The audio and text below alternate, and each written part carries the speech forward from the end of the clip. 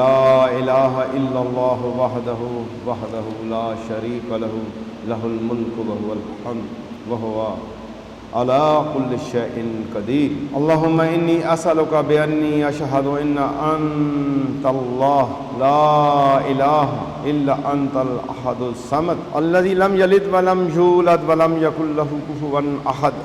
سبحان اللہ وبحمدہ سبحان اللہ العظیم۔ سبوح قدوس ربنا ورب الملائکۃ والروح وإلہکم الہ واحد لا الہ الا هو الرحمن الرحیم۔ اللہم صلی علی محمد وعلی آل محمد وبارک وسلم۔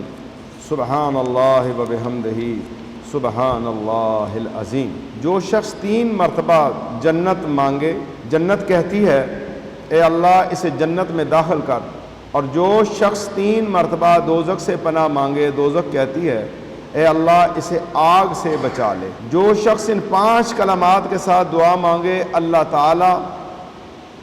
تعالیٰ سے کوئی بھی یہ دعا مانگے، جس چیز کا سوال کرے اللہ تبارک و تعالیٰ وہ عطا فرماتا ہے۔ وہ دعا کون سی ہے؟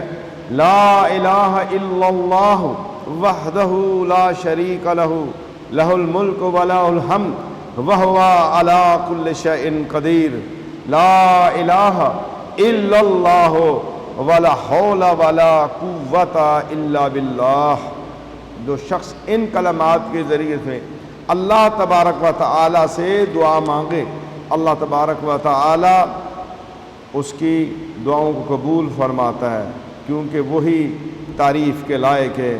الحمدللہ الذی بعزتہ وجلالہ تتم الصالحات۔ تمام تعریفیں اس اللہ ہی کی ہیں جس کی عزت اور جلال کے واسطے تمام نیک کام پائے تکمیل پہ پہنچتے ہیں اور پورے ہو جاتے ہیں۔